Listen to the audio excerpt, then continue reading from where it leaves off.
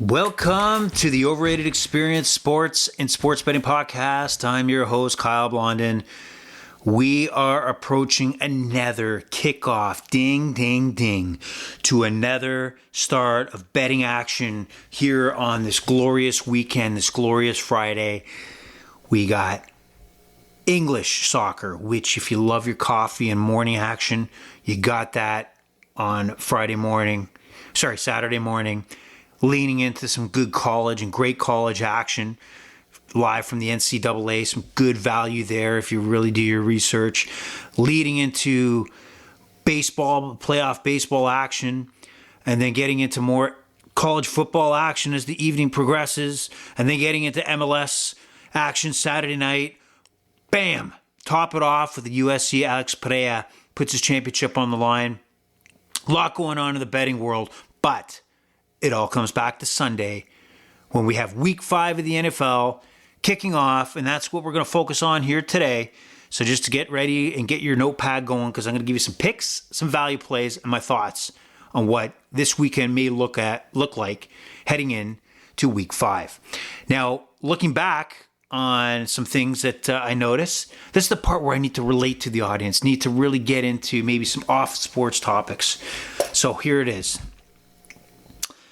What I noticed is that Green Day, for you Green Day fans out there, the 20th anniversary of American Idiot, the album. You want to know how to feel old? Well, guess what? I remember being at the Phoenix here in Toronto as Green Day performed one of their first go-rounds of American Idiot to get ready for their world tour. And it doesn't feel like 20 years ago. And the lady from upstairs won us some tickets, actually. For those who actually, just guess what, kids? There was something called the radio that you would get the majority of your music from and try to win tickets by being a caller. Not a texter, but a caller. And she actually won them, got me some tickets, and me and her went. Got to meet the band, Billy Joel and Trey Cool and the other guy. Just forgot the other guy's name. And really got to see them play American Idiot from front to end at the Phoenix in the balcony. Probably one of the best concerts that I've been to, knowing that you're at a smaller venue when you have an international renowned band like Green Day. Amazing. But 20 years ago, trust me, kids, get in what you want to do now, because time flies and you might get too old to do the things you are holding back on. So that's my word of advice. That's my life advice of the day. And I said earlier today as well that baseball, I can't believe this. I just cannot believe where I've, been in my life, where if you asked me 20 years ago as I hit that Green Day concert at the Phoenix, I would be all over the baseball playoffs. And there's something happening right now where I lost my focus this year on the MLB in general. Whether I was in a fantasy league or not, didn't care too much. The Blue Jays went south. Maybe that drew my attention away. But normally it didn't matter what the Blue Jays here in Toronto have done. My focus has been less interested in what's going on in the MLB than it ever has been before. I don't know why that is. And then you put on, you take on the NFL schedule, and then it goes really to the background. So hopefully it picks up as we get into the second round of playoffs. There's a lot of betting action there. And if you want to follow my thoughts and opinions on anything on X, visit and follow Overrated EXPER2. That's Overrated EXPER2. And that is also found in the description of this podcast on your provider, your Spotify's, Apple Podcasts, whatever you're listening on, you can find it there. Instagram, which we should put more content on. But if you start following and acknowledging your following, that will encourage a good old podcast here to move forward with putting more content, maybe even videos of picks we don't maybe go into before this podcast. Many times props are left off, just a matter of time, trying to get a podcast in, and or the Thursday Nighter, which I'll recap in a moment, to give my thoughts and picks before we actually kick off. Now, moving forward into the podcast, we talk footy ball, is that we're going to recap what happened last night, and that was the Tampa Bay Buccaneers and the Atlanta Falcons. Well, you know what? I mean, for a Thursday night game, that was a hell of an entertaining game. You got to admit, that was a hell of an entertaining football game last night. Tampa Bay Buccaneers, Atlanta Falcons. The Atlanta Falcons pull out a 36-30 win in overtime. Now, again, if you look at the stats, what stands out? It stands out that Kirk Cousins had a hell of a night. 509 passing yards, 4 touchdown passes, and that number absolutely jumps off the page. The Atlanta Falcons came out of guns a-blazing. They came out throwing. They've been struggling with the run, even though they got their second-year first-round pick, Bijan Robinson, who's really struggled, to be honest. I don't know if it's him. I don't know if it's an O-line thing. It is a strategy. I don't know. A scheme fit? I have no idea, because it seems like Algier, backup run Tyler Algier, seems to be more comfortable and a little more explosive, even though they weren't as explosive yesterday. He has been more effective, or at least a little more, noticeable than Bijan has. So that's surprising. On the other side of the ball, Baker Mayfield had a solid night, 180 yards. Obviously, pales in comparison, statistics-wise, to Kirk Cousins. But he did throw 3 touchdown passes.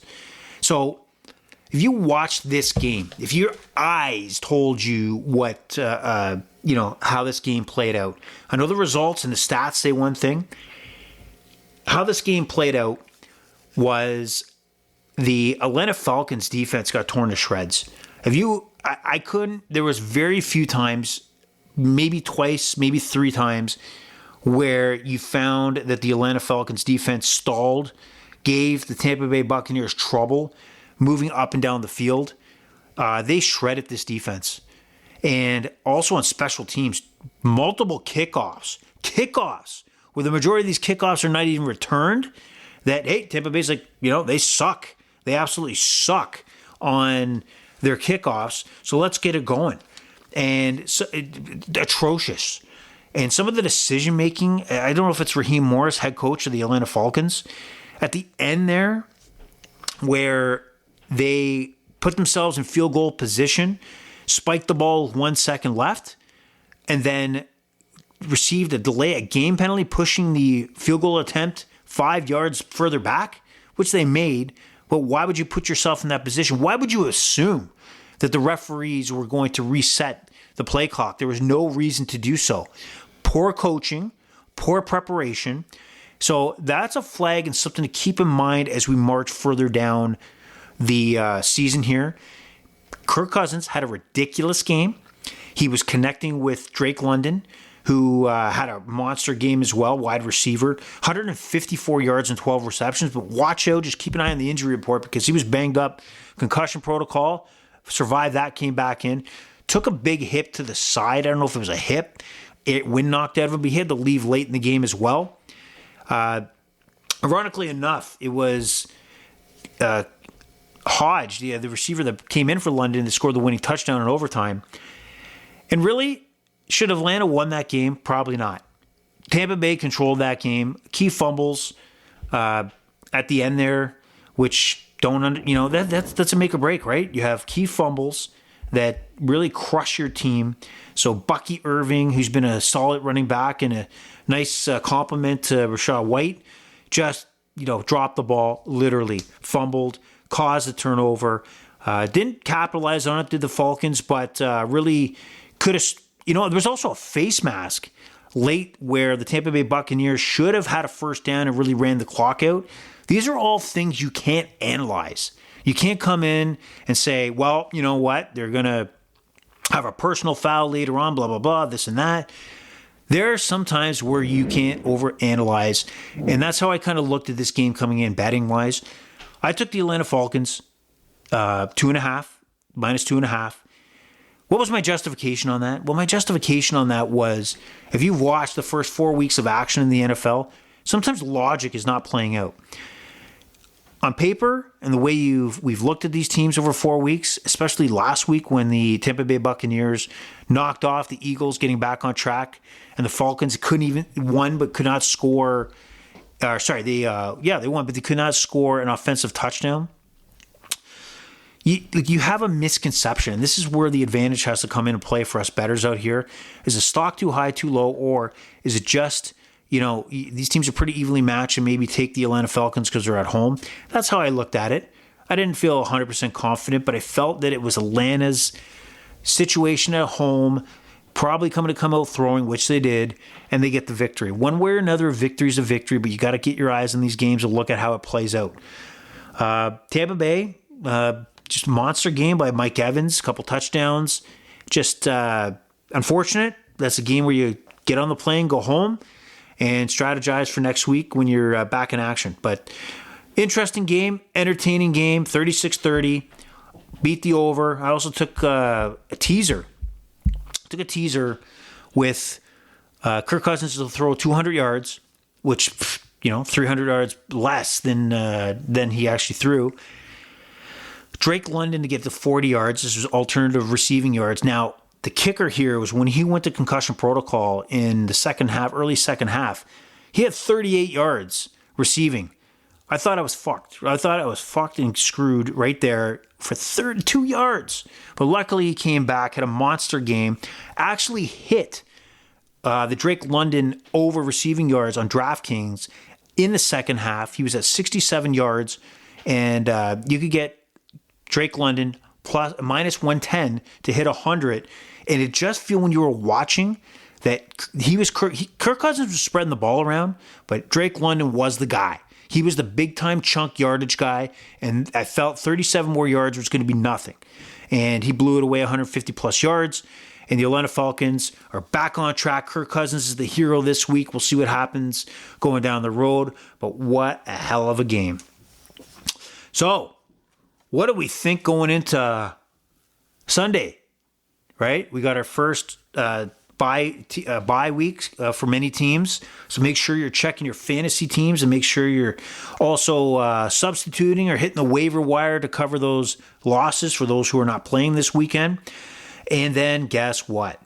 We have a Sunday morning matchup in good old London. Got to do in London. We're going to go in London. We're going to... there's a lot of good English-themed movies out there. So for you guys out there, if you're going to watch movies like a lot of Guy Ritchie stuff, very good, very solid, very great movies. The Gentleman, the movie, which I did not watch, went back, watched it. Matthew McConaughey's in that movie. It's a very good movie, entertaining. And also the Netflix series, The Gentleman. But any Guy Ritchie stuff is pretty, like Snatch and Lock Gun is, what is it, Two Smoking Barrels? Sorry, whatever. But Guy Ritchie, he's your director. He gives you some solid content. And if you like sarcasm, as far as dialogue goes, watch an English movie because it's nothing but sarcasm. Speaking of sarcasm, Aaron Rodgers, Mr. Sarcasm himself, heads to London to play. They're playing where the Tottenham Hotspurs play. They play where the Hotspurs are playing in Tottenham Stadium, which is a nice, damn bloody good stadium. Might be some weather issues, and they're taking on the perfect Minnesota Vikings, Sam Darnold. And the Vikings, if I look across the board, which I like to do, I look at the FanDuel line, I look at the DraftKings line, I look at the Bet365 line. And by the way, Bet365, still nothing. Still nothing to say, hey, we've checked out your documentation you sent. You went out of your way to load files, email them off, checked that it was received. And it's been a month and a half since any word on how that's going. Classy move, Bet365, but I'll keep you on the board here to check your lines and compare to DraftKings and FanDuel, which I can actually access. So this line has been pretty consistent. It's still at 2.5 at all three of the books. 40.5 is the over-under. It looked like it was 40.5 pretty much on FanDuel for the last couple days. And both DraftKings and Bet365 have gone to 40.5 from 40. Do the Minnesota Vikings still have the magic? Do they have the magic to keep a perfect season going? This is going to be, for me, one of those hunch picks where I think that it's got to be the Aaron Rodgers factor. You got to believe that they're going to have a solid game after that debacle. Don't you like that word, debacle? Against the Denver Broncos, losing to pitifully Man, we'll get to the Broncos. I mean, wasn't Bo Nix 7 for 7 with minus yardage at some point in that game, and the Jets still lose? So the Jets need to get it back on track. Minnesota Vikings, I think, are the real deal, but I don't think they're going 17-0. So let's take the uniqueness of this neutral site game. Let's take the Jets at plus 2.5. And if you want to look at 2.5, you want to take it on the DraftKings at minus 105. So we're going to go with the Jets right here. That's the play. And get out, England. Make sure you set your alarm clock on to the early morning hours of 9:30 a.m. Maybe get up around 7 a.m. Check the lines, check the injury reports. No injuries here that I can see. That's my English accent. And that's it for that matchup. That's all I got to say about that. There was a little Forrest Gump too added into there. So we move on to maybe a game really not so high on the important factor as far as red zone, I can imagine. That is the quarterbackless Miami Dolphins in disarray taking on the New England Patriots. And is this a game you're really going to lead? Out of all the games that are available this weekend, is this the game you're going to get off red zone and focus on? If you are, man, you are a sick son of a bitch, and you should probably call one of those numbers because your gambling addiction is over the top. The Miami Dolphins, who looked horrendous against the Tennessee Titans on a short week on Monday night, head into New England. New England's going to come back down to earth here. And as far as the books go, it looks like FanDuel is at 1.5. Minus 1.5 for the Patriots, 36.5 over, which is pretty consistent across all books. But DraftKings and Bet365 have the Patriots only favored by a point. So, you know how it is. This is why you want to have multiple books, just in case you have, in mind, if I go with Miami, I'm going to take them at plus 1.5. If I like New England, I'm going to go to the other book and go minus 1. So this is why you want multiple options and not be forced into that plus 1.5. Or minus 1.5 if you're going for the Patriots. In this matchup, I just don't see. I look at the Miami Dolphins are still in disarray. That what do I do? What do I do? Two is gone. I have no quarterback option. How do I get the ball to my weapons? You're going to watch the Tyreek Hill situation disintegrate right in front of your eyes. Magic Man Mike McDaniels, when push comes to shove, he's now going to deal with a team that has a Tyreek Hill who knows time is a ticking, that he wants a taste of the Super Bowl. And if they don't pick it up, which I can't see them picking it up, they will jettison him. He will be gone. Or at least he'll demand his way out. So it's either they start winning with Hudley, which I don't see happening, or one of the other guys, Boyle or Thompson. That ain't happening. Or they make a trade and hope to God that Matthew Stafford, a type quarterback, is available. So look out for the chaos in Miami. Watch the highlights of the sidelines as this game progresses. The New England Patriots have a lot of injuries, just lost their starting center. Quarterback situation, Mayo is eventually going to find his way in, the first round pick for the Patriots. Jacoby Brissett, solid quarterback, but his time is numbered, and we'll figure out if this week is the week. But I still believe that the Patriots have a little more solid ground being at home, and I'll take the Patriots on DraftKings at minus 1. Go Patriots! And that's, not a game they're going to be watching. Now we move on to the Carolina Panthers taking on the Chicago Bears. Caleb Williams, he's got the tough task of comparing himself now to Jalen Daniels of the Washington Commanders. Pressure's mounting on him. But the Bears won last week, beat the Rams. And it's a credit to the Bears because they're doing it with defense and field position. Special teams are really coming through. And hopefully Williams will be improving week over week. And I'm sure he will. I think he'll be fine. And you look at Andy Dalton and the Carolina Panthers, they got the injury bug, a lot of injuries going on as well. They are the Chicago Bears are 3.5-point favorites on FanDuel, 4-point favorites on both DraftKings and Bet365. 41.5 across the board. No, it's not. It's 41.5 of FanDuel, 41 over under both DraftKings and Bet365. I kind of like the over on this one, so I would, if we were talking over-unders, take the over at 41 for the DraftKings, minus 108. But if you look at the spread matchup here, I know Carolina's injured, I know they're hurt, but I don't have confidence in the Bears to cover a spread. They just might. I don't know how they're going to get there. I can't see why the Carolina Panthers can't hang with this team and a veteran quarterback and the offensive line that they have. Give me the Carolina Panthers plus 4 on DraftKings. What a wild pick, huh? Carolina Panthers, I'm hanging my hat on here. Believe me, it's not one of my best bets. Unlike last week where I just knew the Vikings were they did eventually squeak out a victory, but they pretty much pasted the Packers for 3 quarters. But it counts anyway. And the Colts coming through against the Steelers. Speaking of the Colts, here we are with the Colts right now. And they are taking on the winless, disgusting Jacksonville Jaguars, where if you're a Jacksonville Jaguar fan, you're thinking that, wow, we just signed Trevor Lawrence to a giant franchise-type quarterback money contract there. They are in trouble.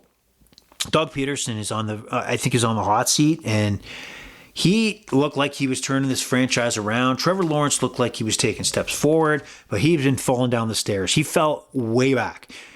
Carrying a couch, moving up a flight of stairs back. That's how far Trevor Lawrence's fell down. But I think they're in a position where they got to stick with him for a while and hope things can turn around. I don't know if they can.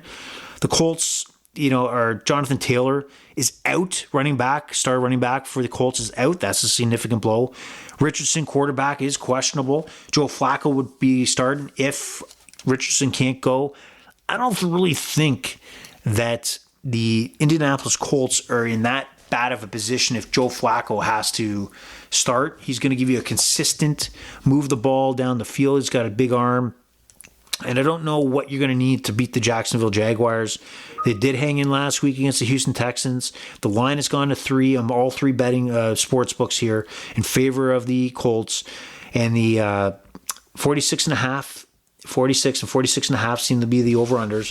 If I look at this, it's got to be Jacksonville gets off the schneid, right? The schneid. They can't run 0-5, can they? No. Let's look at it this way. I think Joe Flacco is a solid quarterback. I think he gives him a good arm down. He did it for Cleveland last year. But without Taylor, I'm a little skeptical on the Colts being a 3-point favorite. I'll give the points to the Jaguars, and maybe I'll regret this later, but I'm going to take it on FanDuel or draft. Let's see. I'm going to take it on DraftKings at minus 105. So, that's not. Did I put it on the Colts? I'm going to put it on the Jags. All right. Now, we move on to the game of the day. Maybe the game of the day. At least it looks like on paper the game of the day. And that is the Buffalo Bills taking on the Houston Texans. The Buffalo Bills receiving their first beatdown of 2024, losing to the Baltimore Ravens on Sunday Night Football. Houston coming across, solid, decent win against Jacksonville. Jacksonville kind of pissed it away. On the spread side, on FanDuel, the Bills are a 1.5 favorite, while DraftKings has the Bills and Bet365 have the Bills as 1 point favorites. This could flip overnight, that this could be even, could be flipped in the Houston Texan area. The news that Bills receiver Shakir is out of this game, I think puts a significant blow, and you might see some sharp money, and sharp money being the professionals out there that do this for a living, that put millions and millions of dollars on these events. They might push towards the Houston Texans, so keep an eye on this line, and if you like the Bills, maybe wait a little bit. Just wait. Knowing that if Shakir is out and you still like him, wait. If you like the Texans, jump on it now. I'm going to go with the Bills. I'm going to go with the Bills at -1 in DraftKings. DraftKings is the one of the day for me here.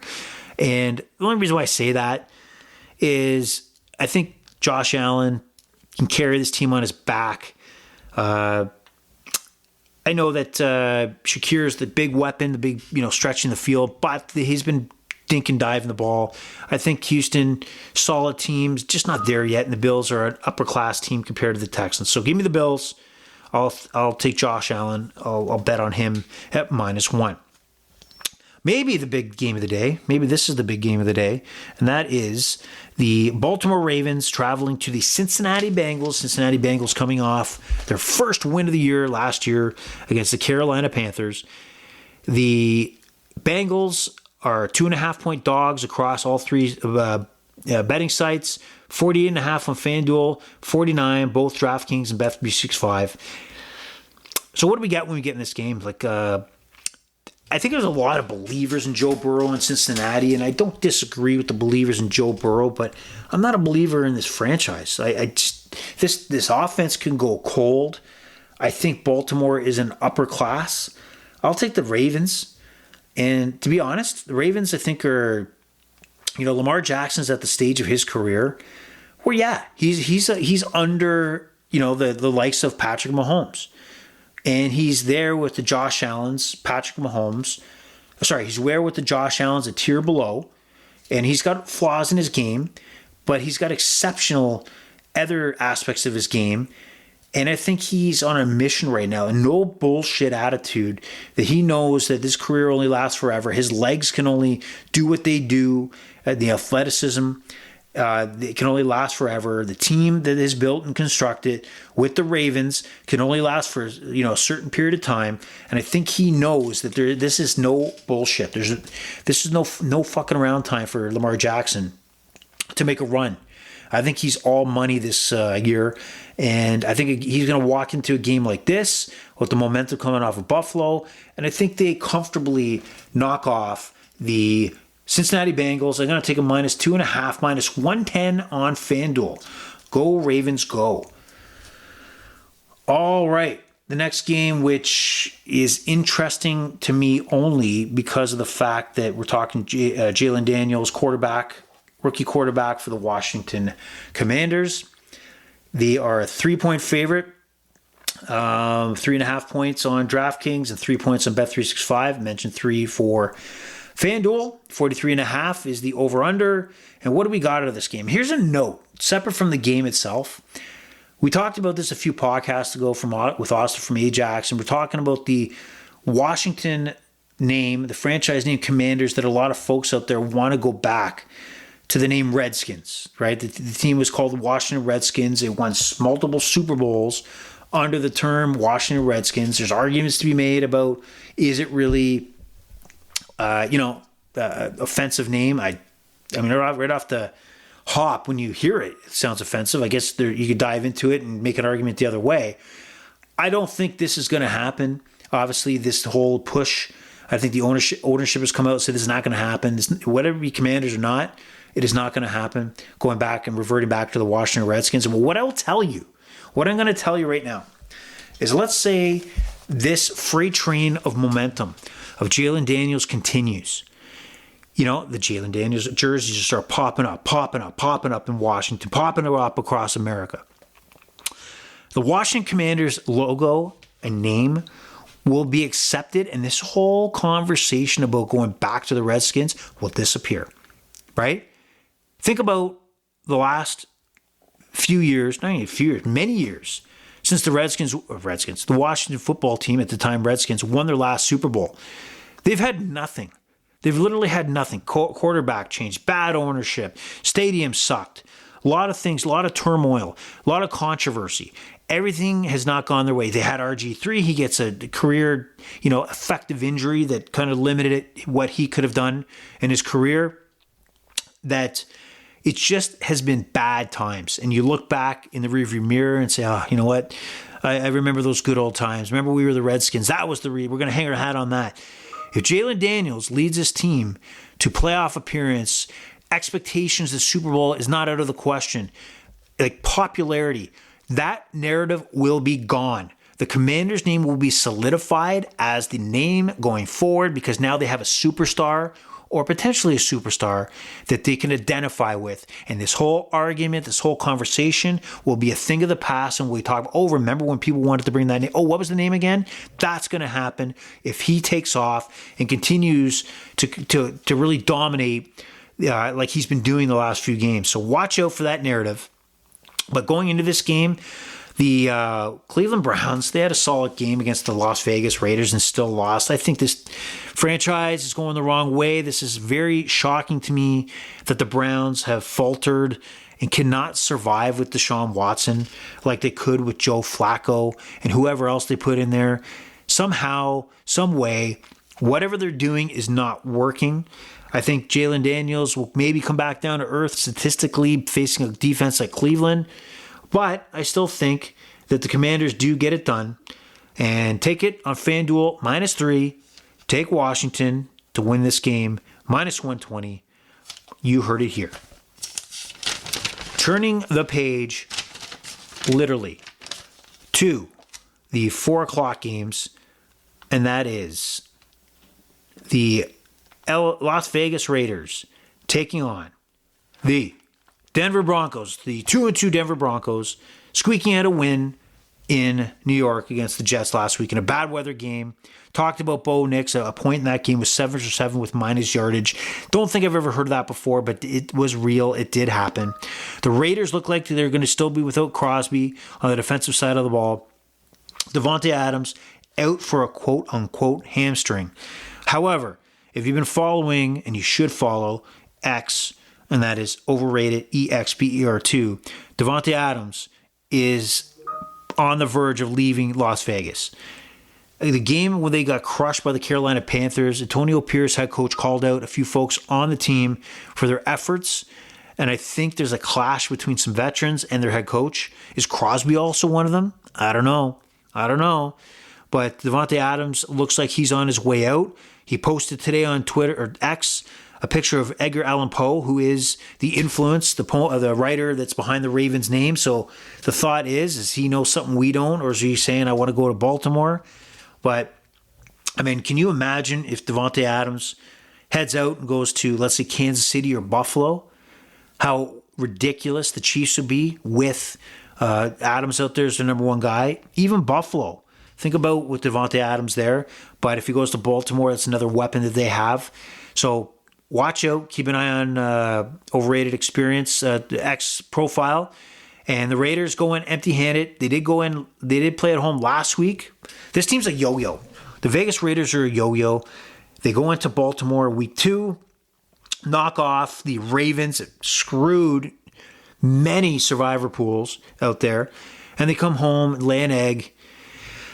This team is all over the place. They got the win last week. I'm going to say they're on the way down. Denver, I think, has got a long ways to go as far as, making Bo Nix their franchise quarterback. However, they got the foundation. Defensively, they're on point. Patrick Surtain shutting down number one receivers.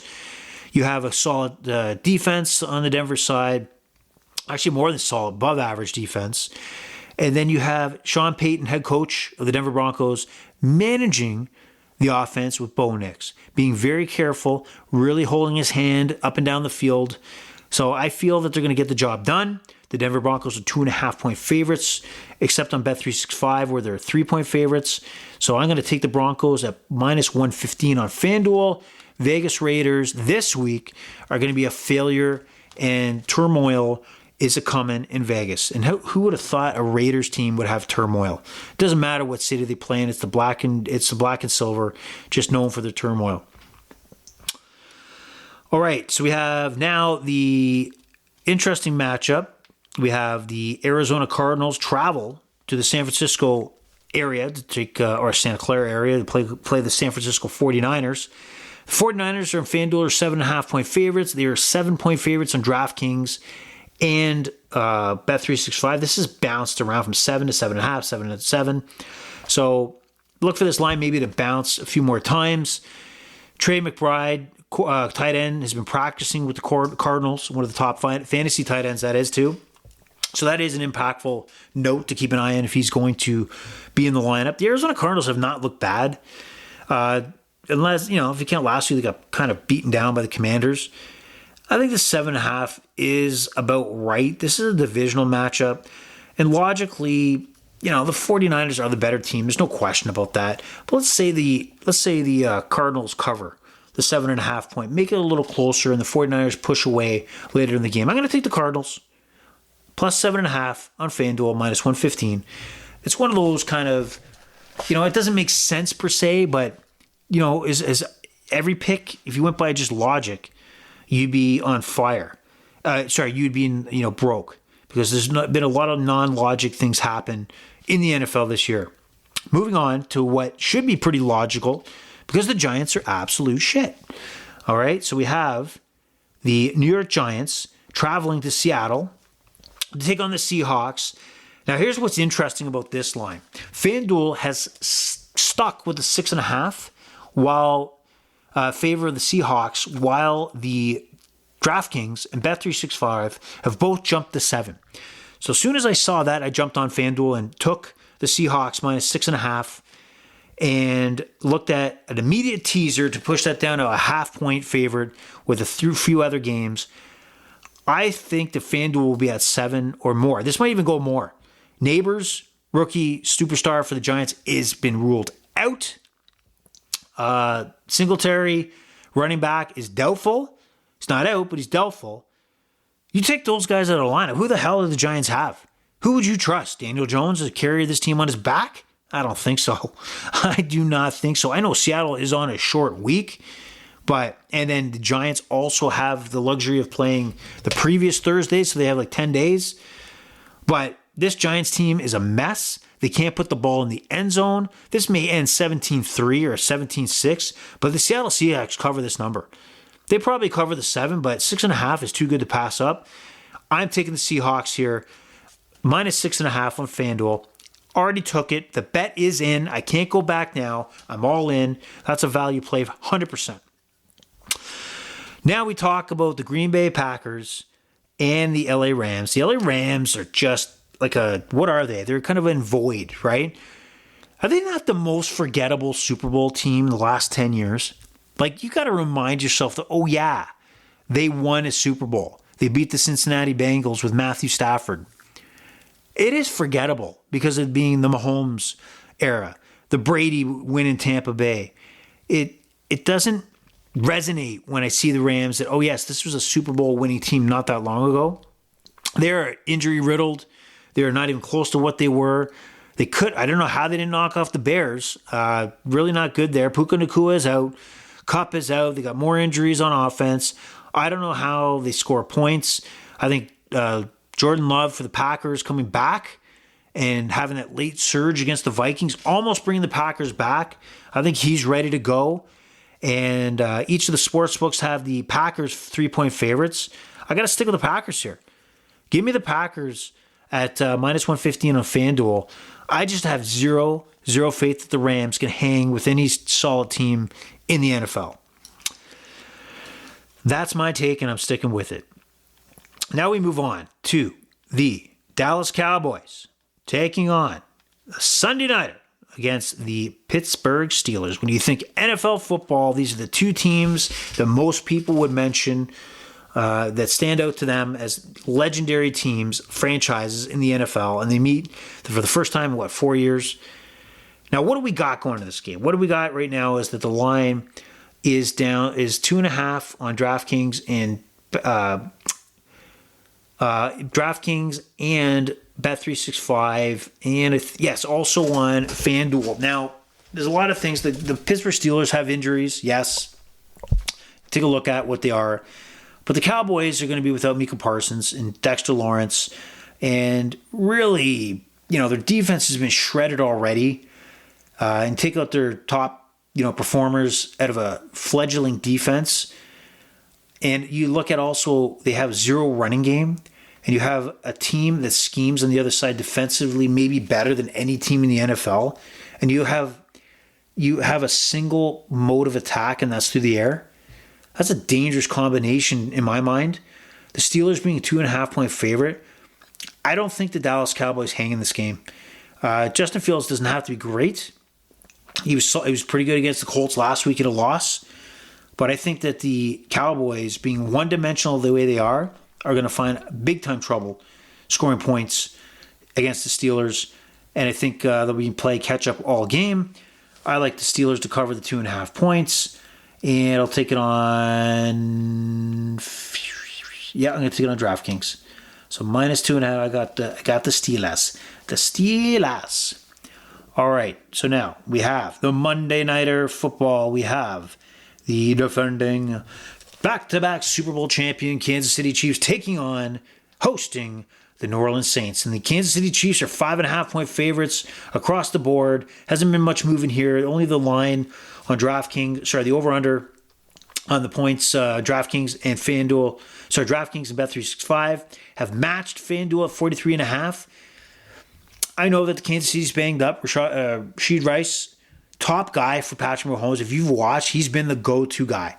Rice has been the go-to guy. He's on injury reserve. Don't know if he's coming back or not. They are down a lot of weapons. They're depleted. But what makes Kansas City so good is they get the job done. I think the 5.5 is too low. I think Kansas City's defense shuts down New Orleans. And I think we got a Kansas City victory. 5.5 points. Take it on DraftKings at -110. And guess what? That is it. The Overrated Experience has provided you an experience that's unforgettable and unmatched by any other podcast. The pleasure's all been yours. The Overrated Experience is over and out. Good luck, everybody, on your Sunday plays.